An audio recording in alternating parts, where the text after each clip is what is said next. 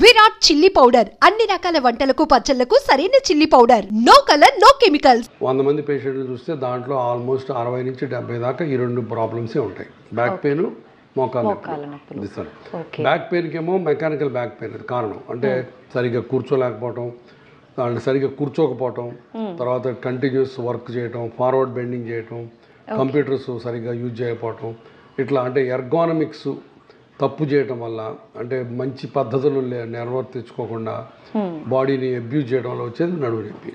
అది మన ప్రివెంటబుల్. మరి మోకాళ్ళ నొప్పులు అనేది ఆర్థరైటిస్ వయసుతో పాటు లావుతో పాటు వచ్చేది. సో ఈ రెండు మేజర్ ప్రాబ్లమ్స్. ఓకే, వయసుతో పాటు వచ్చే సమస్యలు అంటే ఓకే సార్, అది వేరే విషయం. మనము అంటే యంగ్ ఏజ్ లోనే మోకాళ్ళ నొప్పులతో కూడా బాధపడుతున్నారు కదా సార్, వాళ్ళకు జాగ్రత్తలు తీసుకోవాలి. యంగ్ ఏజ్ లో మోకాళ్ళ నొప్పులతో బాధపడుతుంటే అగైన్ మోకాలు అన్నది ఒక delicate balance between strain and strength. So ఒత్తిడికి ప్లస్ దారుఢ్యం ఈ రెండింటిని సమపాలంలో ఉంటే మోకాలు బాగుంటుంది. యంగ్ ఏజ్లో మోకాలు నొప్పి వచ్చిందంటే దాని అర్థం స్ట్రెయిన్ ఎక్కువ ఉన్నట్టు, స్ట్రెంగ్త్ తక్కువ ఉన్నట్టు.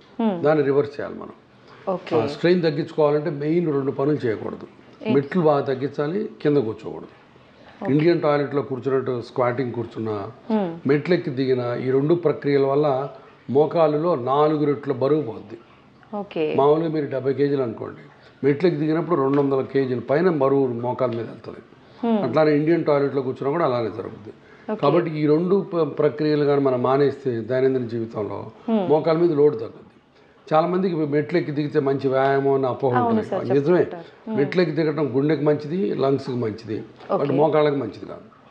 మోకాళ్ళకి చాలా చాలా చెడ్డ. అంటే ఎవరికైనా అది మెకానికల్, బయోమెకానికల్ ట్రూత్. అది 4 రెట్లు బరువు పోవటం అన్నది.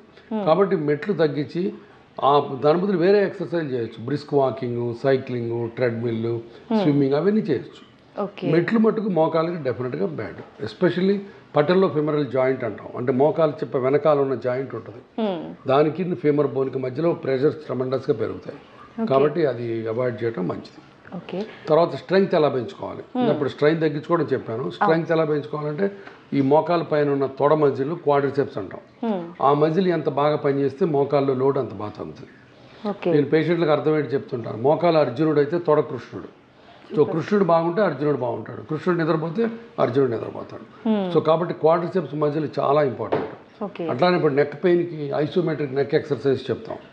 ఈ మజిల్స్ బాగా డెవలప్ అయితే నెక్ మీద లోడ్ తగ్గిపోద్ది. జాయింట్ చుట్టుపక్కల ఉన్న మజిల్స్ బాగా పనిచేస్తే జాయింట్ మీద ఉన్న లోడ్ సగం తగ్గిస్తాయి. కాబట్టి జాయింట్ మీద లోడ్ తగ్గుతుంది. సో స్ట్రెంగ్త్ పెంచుకునే ఒక మార్గం క్వాడ్రిసెప్స్ ఎక్సర్సైజ్. అది సింపుల్గా ఎవరైనా చెప్తారు, యూట్యూబ్లో పోయినా కనబడుతుంది. నెంబర్ 2, లోపల ఉన్న కార్టిలేజ్ దారుఢ్యాన్ని పెంచడానికి గ్లూకోజమైన్ ట్యాబ్లెట్స్ ఉంటాయి. అవి కూడా మెడికల్ షాప్లో దొరుకుతాయి, ఓవర్ ద కౌంటర్. ఆ ట్యాబ్లెట్స్ వేసుకోవాలి. అట్లానే బోన్స్కి కాల్షియం కావాలి. ఇవి 3 ముఖ్యమైన విషయాలు స్ట్రెంగ్త్ పెంచుకోవడానికి.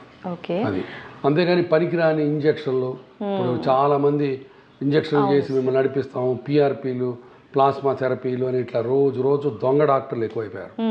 ఒక్కటి కూడా పనిచేయదు. ఎస్పెషల్లీ కొంతమంది ఉన్నారు డాక్టర్లు.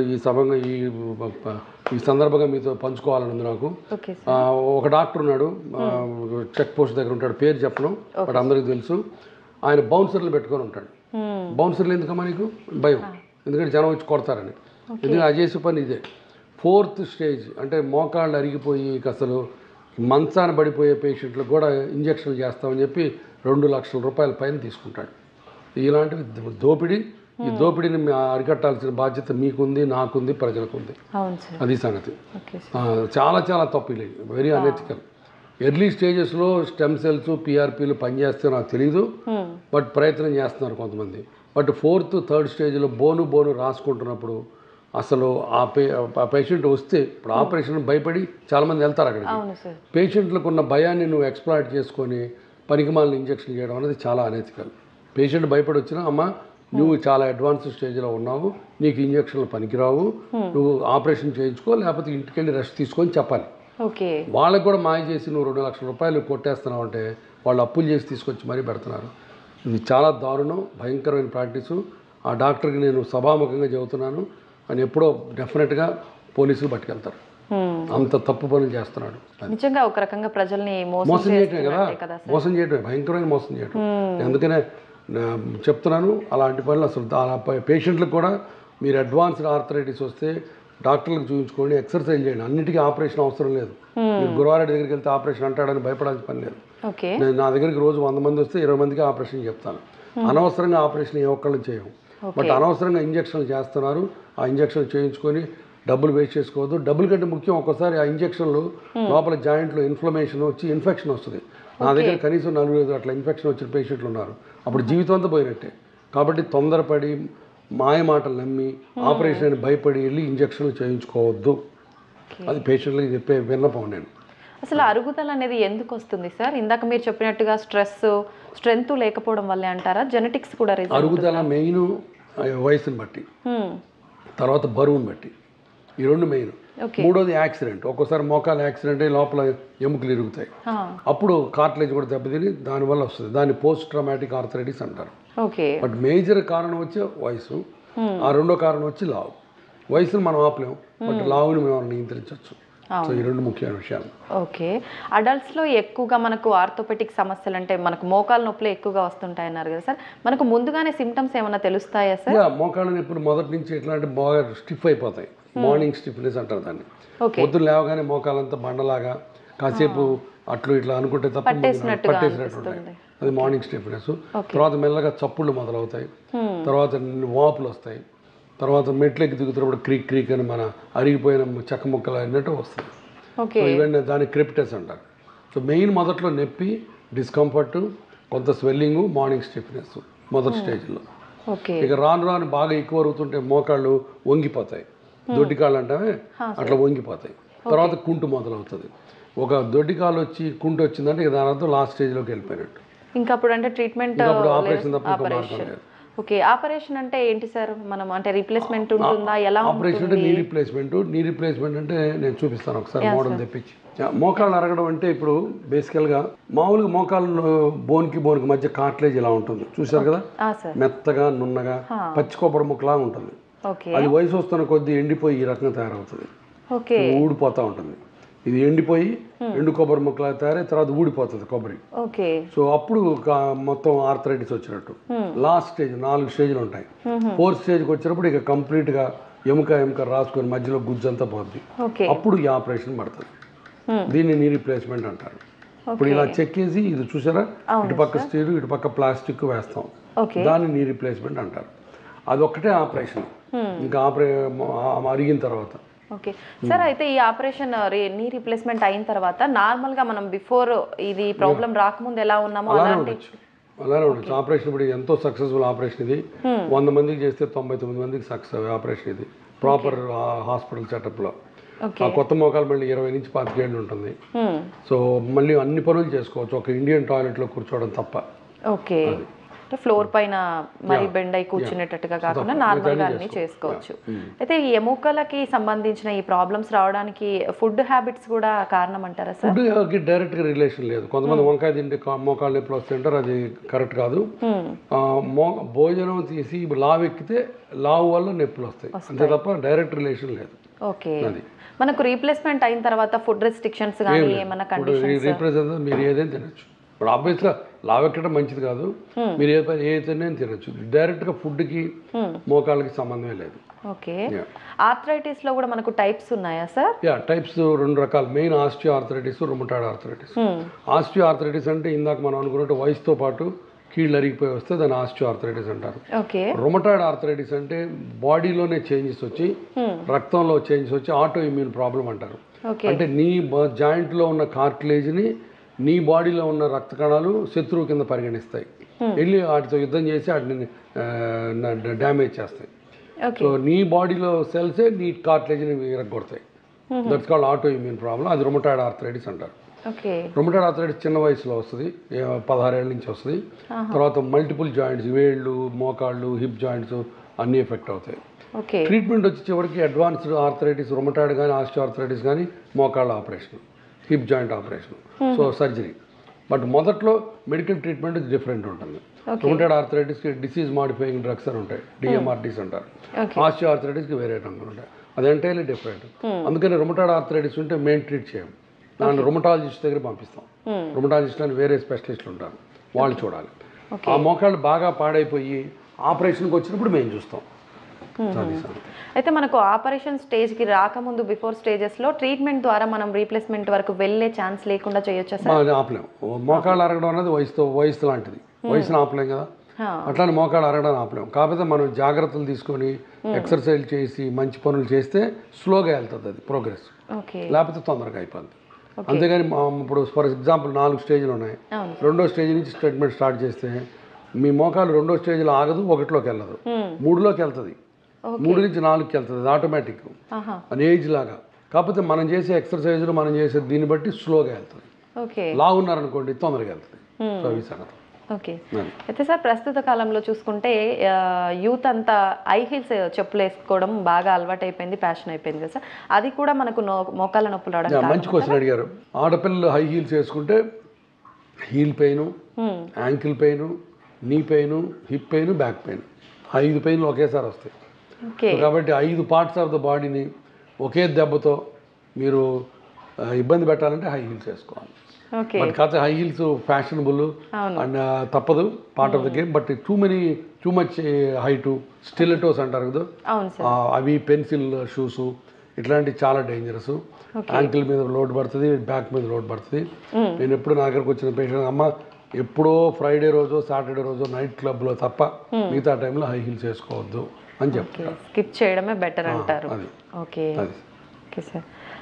ఇప్పుడు టీనేజ్ పిల్లల్లో కూడా ఆర్థోపెటిక్ సమస్యలు వస్తున్నాయి కదా సార్, వాళ్ళు ముందుగానే రాకుండా ఉండాలంటే ఎటువంటి? టీనేజ్లో రావడానికి అవకాశాలు తక్కువ, బట్ వాళ్ళు సరైన ఎక్సర్సైజ్ చేయకపోవటం, జంక్ ఫుడ్ దీన్ని లావ్ ఎక్కడం. నా దగ్గర ఒక్కొక్కసారి 15-14 ఏళ్ళ పిల్లలు వస్తారు, 80-90 కేజీలు ఉంటారు. దానివల్ల ఆబ్వియస్గా జాయింట్స్ మీద లోడ్ పడుతుంది, బ్యాక్ మీద లోడ్ పడుతుంది. తర్వాత రెండోది వాళ్ళు బాగా హెవీ పుస్తకాల సంచులు వేసుకోవటం, అది ఒకటి తప్పు. పుస్తకాల సంచి వేసుకోవడం కూడా ఒక పద్ధతి ఉంది. మామూలు షోల్డర్ స్ట్రాప్ బ్యాగ్ లాగా వెనకాలకి వేసుకోవాలి, లేదంటే ఇట్లా వేసుకోవాలి. ఆడపిల్లలు ఉన్నారు, ఆడపిల్లలు కూడా ఇప్పుడు ఇదే వేసుకుంటున్నారు.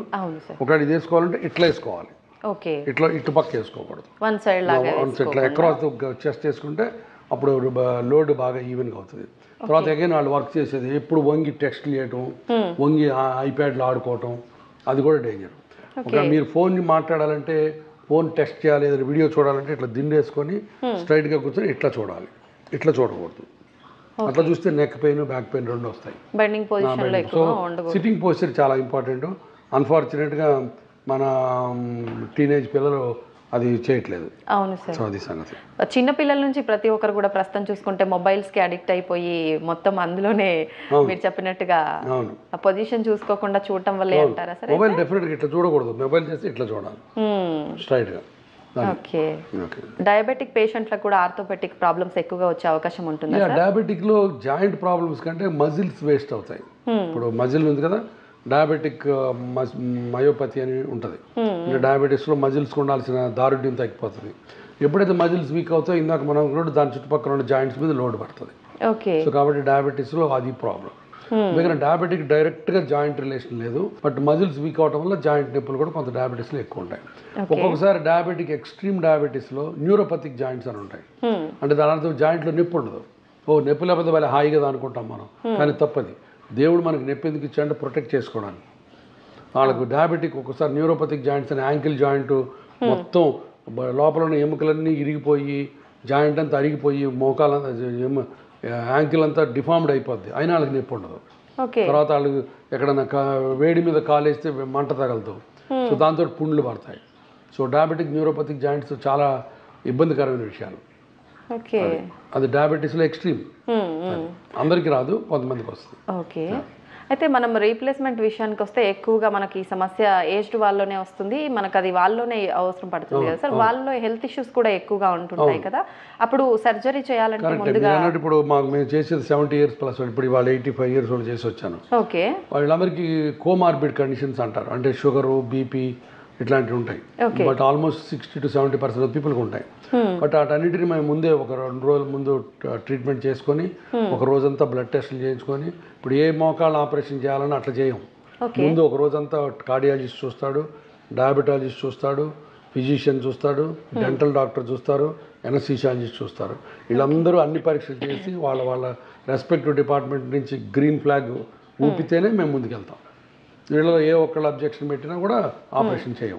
సో ఆపరేషన్ అనేది చాలా స్ట్రెయిన్తో కూడిన పని. సో అన్లెస్ ఆప్టిమైజేషన్ చేస్తే తప్ప ఆపరేషన్ చేయం. అందుకని జాయింట్ రిప్లేస్మెంట్ అన్నది చిన్న చిన్న ప్లేసుల్లో అట్లా నర్సింగ్ హోమ్లో చేసుకోవడం మంచిది కాదు. ఎందుకంటే ఇది చాలా టీం వర్క్.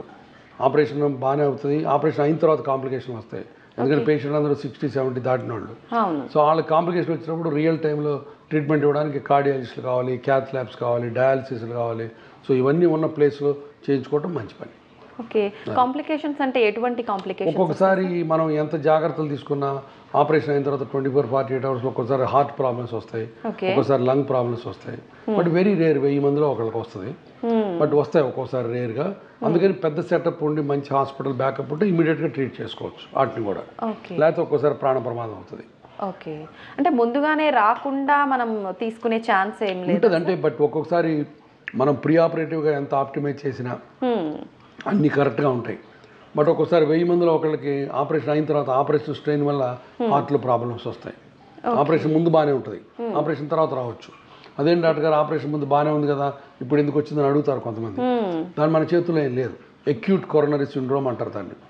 అంటే అది ఆపరేషన్ స్ట్రెస్ వల్ల, ఆపరేషన్ అయిన తర్వాత రికవరీ స్ట్రెస్ వల్ల కొంతమంది హార్ట్ డిఫరెంట్గా రియాక్ట్ అవుతుంది. బట్ వెరీ రేర్, బట్ ఒక్కోసారి రావచ్చు. ఓకే, అయితే జనరల్గా మనకు జాయింట్ రీప్లేస్మెంట్ అనగానే చాలా మందిలో అమ్మో సర్జరీనా, ఎంత టైం పడుతుందో ఏంటో, ఎలాంటి కాంప్లికేషన్స్ ఉంటాయో, అసలు చేయించొద్దా వద్దా, దానికన్నా చేయించకపోవడమే బెటర్, ఇలా చాలా మంది అపోహలు చాలా ఉంటాయి. ఇందాక మనం అన్నట్టు ఈ అపోహల్ని క్యాష్ చేసుకోవడానికి ఇంజక్షన్లు అంటారు. బట్ అనవసరమైన ఆపరేషన్ ఎవరు చేయవు, నెంబర్ 1. నెంబర్ 2, నీ రీప్లేస్మెంట్ అనేది ఇప్పుడు 99% సక్సెస్ఫుల్ ఆపరేషన్. చేయాల్సిన చోట ఎక్స్పర్టీస్ ఉన్న డాక్టర్ దగ్గర మంచి సెటప్లో చేసుకుంటే. నెంబర్ 3, ఆపరేషన్ అయిన తర్వాత 3 నెలలు పడుకోవాలన్నది చాలా తప్పు. ఆపరేషన్ 2వ రోజు నడిపిస్తాం. ఎవరన్నా ఆపరేషన్ అయిన తర్వాత 3 నెలలు పడుకోమంటే దాని అర్థం వాడు ఆపరేషన్లో ఏదో గందరగోళం చేసినట్టు లెక్క. ఆ డాక్టర్ అసలు ఎవరు పడుకోవాల్సిన పని. మేము ఇవాళ ఆపరేట్ చేస్తే రేపు పొద్దున్న నడిపిస్తాం. ఇప్పుడు లేటెస్ట్ రోబోటిక్ టెక్నాలజీ వచ్చింది, దాంతో చేస్తే ఇంకా రికవరీ ఫాస్ట్గా ఉంటుంది. ఎందుకంటే కటింగ్ తక్కువ ఉంటుంది రోబోట్స్లో, ప్రెసిషన్ ఎక్కువ ఉంటుంది. సో రోబోట్ ఇవాళ మార్నింగ్ ఆపరేట్ చేస్తే రేపు పొద్దున్న నడవచ్చు. సో రికవరీ అంత బాగుంటుంది. సో కాబట్టి మన ప్రజలు అసలు అపోహలు పెట్టుకోవాల్సిన పని లేదు. నొప్పి ఉంటుంది కొంత, అసలు నొప్పి లేదని చెప్పట్లేదు. బట్ నొప్పి తగ్గించే పద్ధతులు కూడా ఇప్పుడు చాలా అడ్వాన్స్డ్ టెక్నిక్స్ వచ్చినాయి. ఎన్హాన్స్డ్ రికవరీ ప్రోటోకాల్ అని, మల్టీ మోడల్ డ్రగ్ ఎనర్జీసీ అని రకరకాల ప్రోటోకాల్స్ ఉన్నాయి. సో దాంతో ఆపరేషన్ ముందు నుంచి నొప్పి తగ్గించే పద్ధతులు మేము అవలంబిస్తాం. దానివల్ల నొప్పులు అంత ముందులా కాకుండా ఇప్పుడు తగ్గుతాయి. అసలు నొప్పి లేకుండా ఏది ఆపరేషన్ ఉండదు. సో అది సంగతి. సో పేషెంట్లు అర్థం చేసుకోవాల్సింది, ఒక 10 రోజులు నొప్పికి ఇబ్బంది పడ్డ జీవితాంతం హ్యాపీగా ఉంటారు. నా దగ్గరికి చాలా మంది లేడీస్ వచ్చి నొప్పి ఉంటుందంట కదా అని అడుగుతున్నప్పుడు నేను వాళ్ళకి ఒకటే సమాధానం చెప్తా. అమ్మ నువ్వు ఎంతమంది పిల్లల్ని అడుగుతా, 3-4 అంటారు. మరి 3-4 పురిటి నొప్పులు పడ్డావు కదా, పురిటి నొప్పులు భరించలేని నొప్పులు. మరి ఫస్ట్ పురిటి నొప్పులు అవగానే సెకండ్ బిడ్డని మానేయలేదు కదా నువ్వు, కన్నావు. ఎందుకు కన్నావు? ఆనందం. ఆ పురిటి నొప్పులు ఆ గంట మర్చిపోతే జీవితాంతం పిల్లలు ఇచ్చే ఆనందం వేరు. ఇది కూడా అంతే. ఇది ఆ మోకాలు నొప్పి పురిటి నొప్పి అనుకుంటే తర్వాత 20 ఏళ్ళు 30 ఏళ్ళు హాయిగా మోకాల మీద బతకచ్చు. రెండోది చాయిస్ లేదు. ఇప్పుడు నొప్పిని మీరు భయపడి వెనక్కి వెళ్తే అసలు బాత్రూమ్ కూడా వెళ్ళలేని పరిస్థితి వస్తుంది. నాకు రోజుకు 10 మంది పేషెంట్లు వస్తారు అట్లా వీల్ చైర్లో. లేట్ అయిపోయింది, 78 years దాటిపోయి, వాళ్ళు ఎప్పుడో చేయించుకోవాల్సింది. కాబట్టి ఆ నొప్పి కానీ భయపడి వెనక్కి వెళ్తే ఇంకేముంది నీకు దగ్గర చాయిస్? నువ్వు బాత్రూమ్ వెళ్ళడానికి కూడా మళ్ళీ పిల్లలు ఎవరో ఒకళ్ళు ఎత్తుకోవాలి ఎవ్రీ సెకండ్. అంతకంటే భయంకరమైన పరిస్థితి ఇంకెవరికి ఉండదు. అంతే కదా. మనం ఉన్ననాళ్ళు మన కాలకృత్యాలు మనం తీర్చుకోవాలి మినిమం. అంతేగాని మనం యూరిన్ పోవాలన్నా, మోషన్ పోవాలన్నా వేరే వాళ్ళ మీద ఆధారపడితే ఎవరు చేయగలుగుతారు? సో అది ఎవరికీ వద్దు. కాబట్టి మీ కాళ్ళ మీద మీరు నిలబడాలంటే ఆపరేషన్ అని ఈ రకంగా చెప్తాను నేను పేషెంట్లకి. చాలామంది కన్విన్స్ అవుతారు, బట్ స్టిల్ కొంతమంది భయపడతారు. వాళ్ళందరూ అసలు భయపడాల్సిన పనే లేదు. ఆపరేషన్ చేయించుకొని టేబుల్ మీద చనిపోవడం అనేది మోకాళ్ళ ఆపరేషన్లో లేదు. 1,00,000 మందిలో ఒకళ్ళకి వస్తుంది. అంత రేరు. కాబట్టి అసలు దాని గురించి భయపడాల్సిన పని లేదు. అలా భయపడి వద్దు అని వెళ్ళిపోయిన వాళ్ళు ఎవరైనా ఉంటారు. 10-20% ఉంటారు, ఈజీగా ఉంటారు. ప్రతి సంవత్సరం వస్తారు, నేను ప్రతి సంవత్సరం వాళ్ళ క్లాస్ తీస్తా, మళ్ళీ వెళ్ళిపోతారు, మళ్ళీ రారు, అట్లా ఉంటారు. ఈ లోపల ఆ దొంగోడు ఉన్నాడు కదా, ఆ బౌన్సర్లు పెట్టుకున్నాడు, వాళ్ళంటోడు ఇంజక్షన్ చేసి వాడు 2 లక్షలు కొట్టేస్తాడు, అప్పుడు అయిపోద్ది మళ్ళీ. సంగతి. అయితే సార్ ఎక్కువగా మనం పెయిన్ కిల్లర్స్ మెడిసిన్ నార్మల్గా యూజ్ చేయడం వల్ల కూడా ఈ సమస్యలన్నీ రావడానికి ఛాన్స్ ఉంది. మంచి క్వశ్చన్ ఇది కూడా. కొన్ని అనవసరమైన మందులు అంటే పెయిన్ కిల్లర్స్ రిపీటెడ్గా వాడితే NSAIDs అంటాం మనం, non steroidal anti inflammatory drugs. అవి వాడటం వల్ల కిడ్నీలు పాడవుతాయి, లివర్ దెబ్బతింటుంది, గ్యాస్ట్రిక్ ఇరిటేషన్ వస్తుంది. సో అన్ని రకాల చెడ్డయే అది ఎక్కువ రోజులు వాడితే. కాబట్టి ఎక్కువ రోజులు ఆ మందులు వాడుకోకూడదు. అది అందుకని ఆపరేషన్ చేయించుకుంటే అప్పుడు మందులు వాడుకోకుండా సరిపోతుంది. అది బట్ కొంత లో మెయింటెనెన్స్ డ్రగ్స్ ఉంటాయి. ఫర్ ఎగ్జాంపుల్ పారాసిటమాల్, తర్వాత అల్ట్రాసెట్, ఇట్లాంటి టాబ్లెట్స్ కొన్ని నెలల తరబడి వేసుకోవచ్చు. But not every tablet. అది సార్ ఆస్టియోపోరోసిస్ అంటారు అంటే ఏంటి సార్? చాలా మంది ఆస్టియోపోరోసిస్ మోకాళ్ళు అరగటం ఒకటి అనుకుంటారు, అది వేరు. ఆస్టియో ఆర్థరైటిస్ అంటేనేమో జాయింట్ అరగటం, ఆస్టియోపోరోసిస్ అంటే ఎముకల్లో కాల్షియం తగ్గడం. ఆస్టియోపోరోసిస్ వల్ల ఆర్థరైటిస్ రాదు. ఆస్టియోపోరోసిస్ అంటే ఎముకలు పలచబట్టడం. అది ఒరిజినల్గా ఆడవాళ్ళు మగవాళ్ళు అందరికీ 60 దాటిన తర్వాత ఆడవాళ్ళకి ఎస్పెషల్లీ పీరియడ్స్ ఆగిపోయిన తర్వాత, అంటే పోస్ట్ మెనోపాజల్ ఈస్ట్రోజన్ హార్మోన్ లేకపోవడం వల్ల బోన్స్లో కాల్షియం తగ్గుతుంది. సో దాంతో బోన్స్ బ్రిటిల్ అయిపోయి కింద పడితే ఇరగటం, చాలా తొందరగా నొప్పులు రావడం జరుగుతుంటాయి. మన ఇండియాలో వెజిటేరియన్ ఆడవాళ్ళకి బాగా కామన్ ప్రాబ్లం ఆస్టియోపోరోసిస్. తర్వాత చిన్న వయసులో గర్భసంచి ఓవరీస్ తీసేస్తే దానివల్ల కూడా కొంత ఎఫెక్ట్ ఉంటుంది.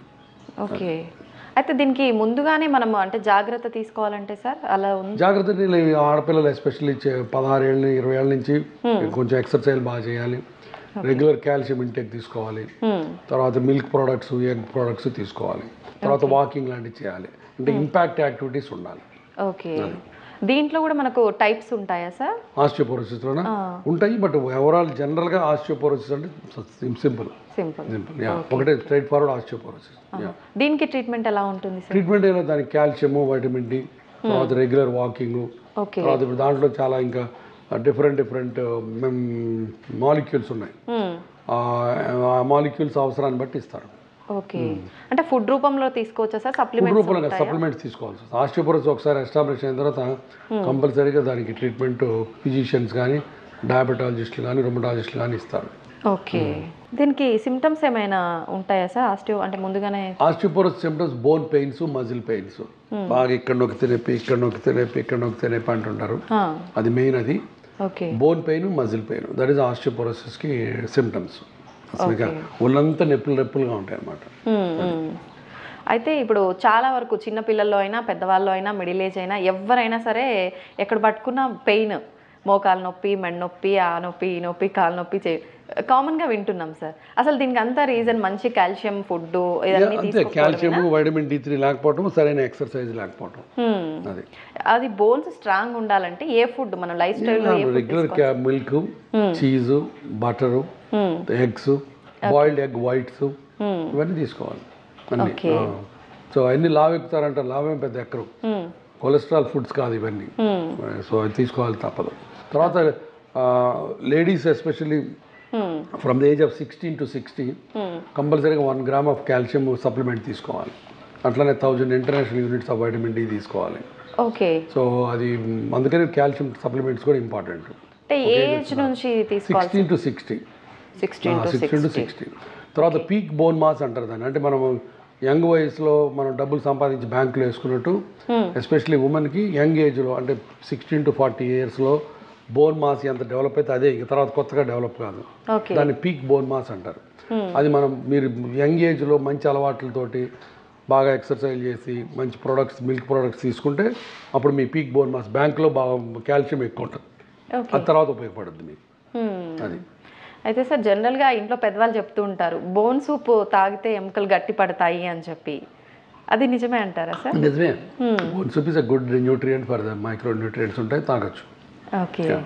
అంటే వీక్లీ ఎనీ టైమ్స్ తీసుకోవచ్చు? ఎనీ టైమ్స్ అనే లేదు, డిపెండ్. రోజు ఒకటి తాగినా పర్లేదు.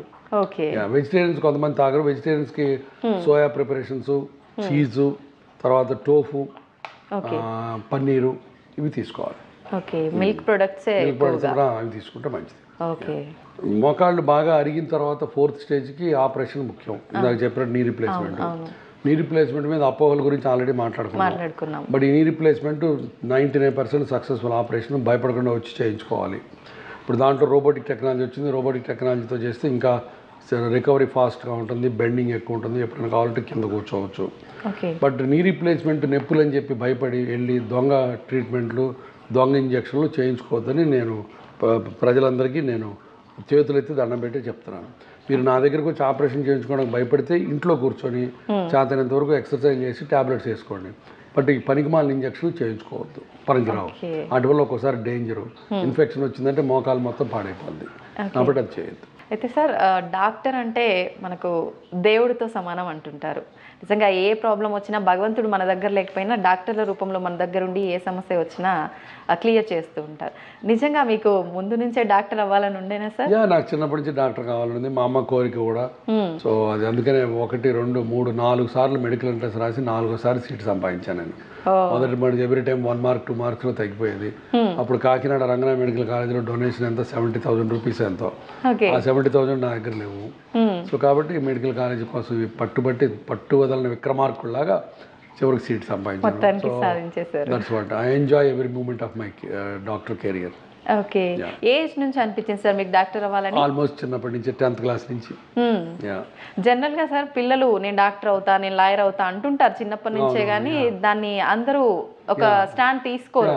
నా అదృష్టం నేను సాధించుకోగలిగాను.